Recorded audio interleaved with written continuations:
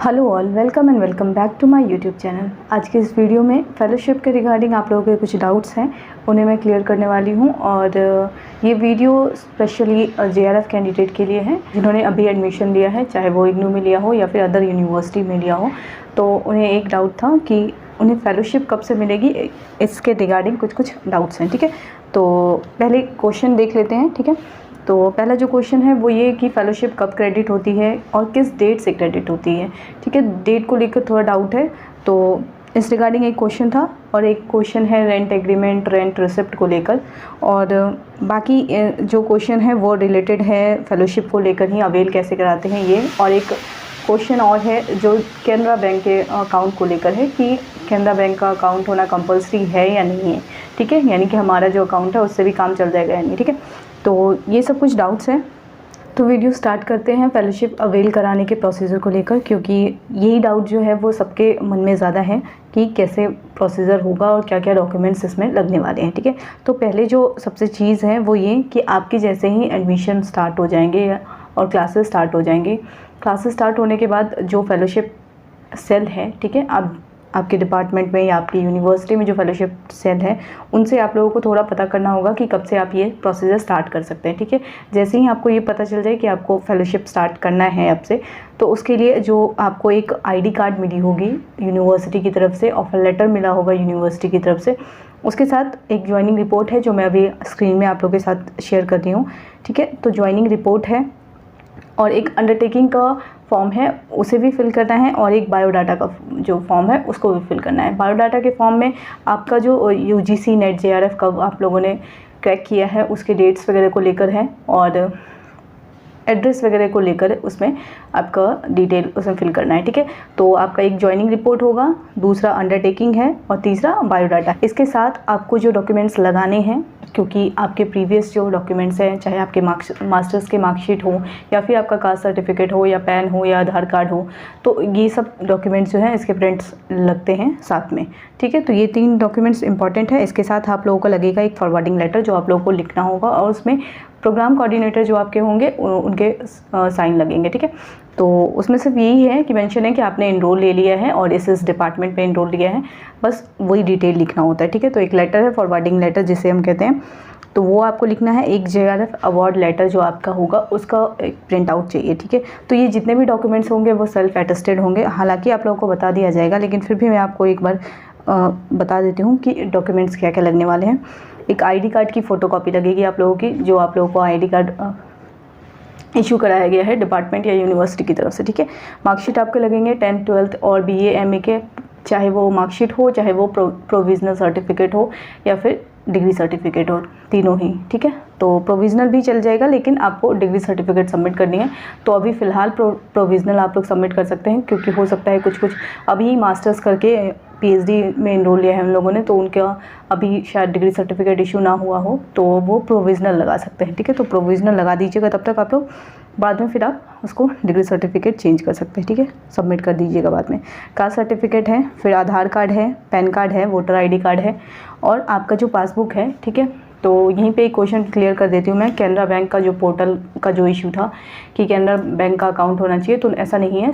UGC जो है वो सिर्फ कैनरा बैंक के थ्रू आपको फेलोशिप क्रेडिट करती है, लेकिन आप लोगों का जो है वो नॉर्मल अकाउंट होना चाहिए, लेकिन अपने नाम से होना चाहिए। ठीक है, आपकी फैमिली के नाम से वो अकाउंट नहीं होना चाहिए, आपके नाम से होना चाहिए, और किसी भी बैंक का चल जाता है। ठीक है, तो कैनरा बैंक का अकाउंट होना ज़रूरी नहीं है। ठीक है, तो आपका पासबुक का जो फ्रंट पेज है उसकी एक फ़ोटोकॉपी लगेगी। ठीक है, और ये सारे डॉक्यूमेंट्स के आपको सेल्फ अटेस्ट करा के इन तीनों डॉक्यूमेंट्स यानी कि ज्वाइनिंग रिपोर्ट और अंडरटेकिंग और बायोडाटा वाले फॉर्म के साथ फिक्स करके देना है। ठीक है, और एक जो है वो प्रिंट लगेगा आपका ऑफर लेटर का। आपको offer letter hard copy by post आपके घर पे पहुंची होगी, तो वो ऑफर लेटर की कॉपी भी लगेगी साथ में। ठीक है, तो उससे ये है कि आपका एनरोलमेंट हो गया। ठीक है, तो इन डॉक्यूमेंट्स को सबमिट करने के बाद कुछ टाइम लगता है, उसके बाद फिर आपके मेल पे, और इसमें मेल ID वगैरह भी आपको देनी होती है, तो आपके मेल पे फिर बेनिफिशियरी कोड आता है।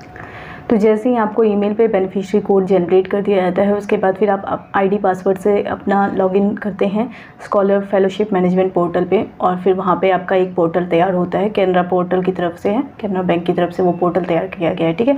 तो वहीं पर आपके सारे डिटेल्स होंगे कि आपको कब कब फेलोशिप मिलेगी, कितने कितने टाइम तक फेलोशिप मिलने वाली है और कितना कितना अमाउंट मिलने वाला है, ठीक है। यानी कि JRF का अमाउंट कितना मिलने वाला है, HRA का अमाउंट कितने मिलना है, और वहाँ पे जो है वो सब कुछ स्टेटस जो है आपको शो होता है। यानी कि जैसे अगर आपको कभी लगता है कि आपका फेलोशिप आपने अवेल कराने के लिए दे दिया है, प्रोसीजर स्टार्ट कर दिया है, डॉक्यूमेंट दे दिया है, तो वहाँ पे सब कुछ जो है वो शो होते रहता है। तो यानी कि आपका जो है वो आप एक तरीके से स्टेटस आप चेक कर सकते हैं कि अब तक कितना काम हुआ है फेलोशिप के मामले में, ठीक है। तो वो सब कुछ एक डाटा तैयार होता है और जनरेट जितना हो चुका है वो चीज़ भी आपको होम पेज पे शो होती है, ठीक है। तो एक अच्छी चीज़ है कि आपको कहीं भटकना नहीं पड़ता है और आपको घर बैठे ही आपको ये सब कुछ पता चल जाता है, ठीक है।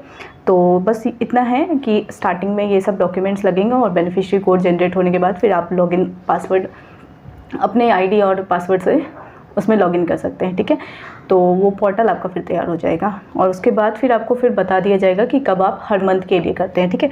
तो हर मंथ के लिए अलग प्रोसीजर है। ये सिर्फ जो इतने डॉक्यूमेंट्स आपके लगे हैं वो सिर्फ और सिर्फ आपका स्टार्टिंग अवेल कराने के लिए है कि आपने ज्वाइन कर लिया है किसी यूनिवर्सिटी में, PhD में एडमिशन ले लिया, बस वो एक ज्वाइनिंग रिपोर्ट लगती है, ठीक है। लगने के बाद पोर्टल जनरेट होता है। अभी फेलोशिप क्रेडिट नहीं होगा। फेलोशिप क्रेडिट होने के लिए आपको हर मंथ के लिए, जब से आपने एडमिशन लिया है तब से फिर आपको हर मंथ के लिए अपने डॉक्यूमेंट्स लगाने होंगे। उसके डॉक्यूमेंट्स अलग हैं, वो भी बताती हूँ मैं अभी थोड़ी देर में। तो वो अलग चीज़ है, ये सिर्फ पोर्टल तैयार करने का प्रोसीजर है, ठीक है। और ये प्रोसीजर करने में टाइम इतना लग जाता है कि आपका पोर्टल तैयार होने में एटलीस्ट 1.5 मंथ से ज़्यादा ही लग जाता है, ठीक है। तो अगर आपने साथ में ही अगर इस डॉक्यूमेंट के साथ में अगर आपने फेलोशिप भी अवेल करा दिया तो वो टोटल 3 से 4 मंथ लग जाता है क्रेडिट होने में फेलोशिप का अमाउंट। तो जैसे अगर आप लोग को बताया जाए कि इनके साथ अगर आप फेलोशिप भी क्लेम कर सकते हैं तो फेलोशिप वाले डॉक्यूमेंट्स भी आप साथ में लगा दीजिएगा, अदरवाइज़ सिर्फ और अभी आप ज्वाइनिंग के लिए कीजिए ताकि आपका पोर्टल जनरेट हो जाए, ठीक है। ये पोर्टल के लिए था। अब फेलोशिप अगर आपको क्लेम करना है तो फेलोशिप के लिए आपको 3 डॉक्यूमेंट्स लगाने होते हैं, कंपलसरी है वो। एक तो आपको एक लेटर लिखना होता है जो फॉरवर्डिंग लेटर ही कह सकते हैं, ठीक है। वो हर मंथ आपको लगाना होता है और फेलोशिप यहाँ पे ऐसा है कि आपको हर मंथ ये लगाना होगा, JRF वालों के लिए है, ठीक है, वरना फिर वो डिले होता जाएगा। तो इस वजह से तो फेलोशिप जब आप अवेल कराते हैं पर्टिकुलर मंथ के लिए तो आपको 3 डॉक्यूमेंट्स लगाने होते हैं। पहला है कंटिन्यूएशन, दूसरा है एब्सेंटी और तीसरा है HRA। अगर आप HRA क्लेम कर रहे हैं तो ठीक है। तो मैक्सिमम स्टूडेंट्स जो होते हैं वो दिल्ली के ही होते हैं, तो वो घर पे ही रहते हैं, तो इस वजह से वो HRA क्लेम नहीं करते। जो स्टूडेंट्स बाहर के हैं और बाहर रूम लेकर रह रहे हैं तो उनके लिए ये HRA है, ठीक है। तो बाकी जो फेलोशिप का जो अमाउंट है 31 है अभी फ़िलहाल, और इंक्रीज़ हमारा नहीं हुआ है। यानी कि अगर आप साइंस के हैं तो आपका शायद इंक्रीज़ हो चुका है और आर्ट्स और ह्यूमैनिटीज़ वालों का नहीं हुआ है, ठीक है। तो एडमिशन, एब्सेंटी और HRA ये 3 डॉक्यूमेंट्स आपके लगते हैं फॉरवर्डिंग लेटर के साथ आपके हर मंथ का फेलोशिप अवेल कराने के लिए, ठीक है।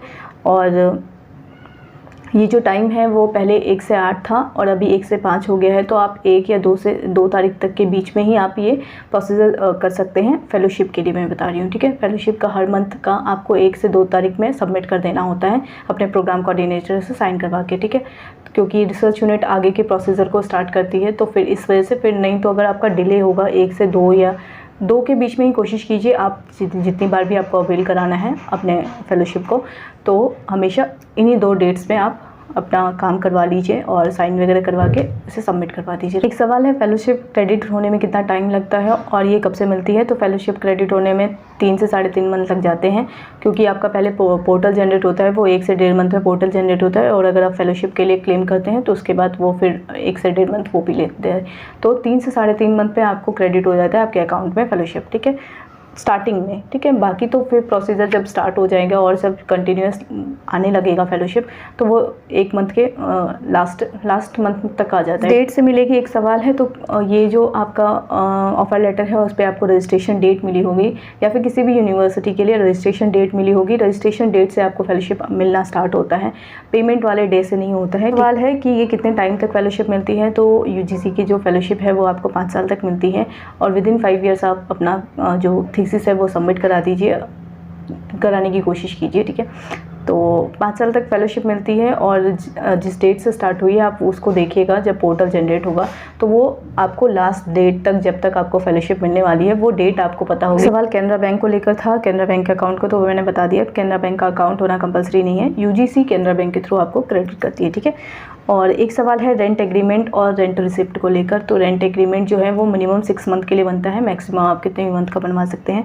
तो रेंट एग्रीमेंट जब आप बनाते हैं तो सिर्फ एक ही बार आपको सबमिट करना होता है साल में, और फिर उसको रिन्यू करवाना होता है आपको अगले साल जब भी आप सबमिट करते हैं रेंट एग्रीमेंट। लेकिन जब आप रेंट रिसिप्ट देते हैं तो वो आपको हर मंथ देना होता है, बस यही फ़र्क है रेंट एग्रीमेंट और रेंट रिसिप्ट में। आप रेंट एग्रीमेंट बनवाते हैं तो आपको 1 साल तक छुट्टी मिल जाती है, आपको फिर सिर्फ एचआरए का जो आप डॉक्यूमेंट है बस वही सबमिट करके देना होता है।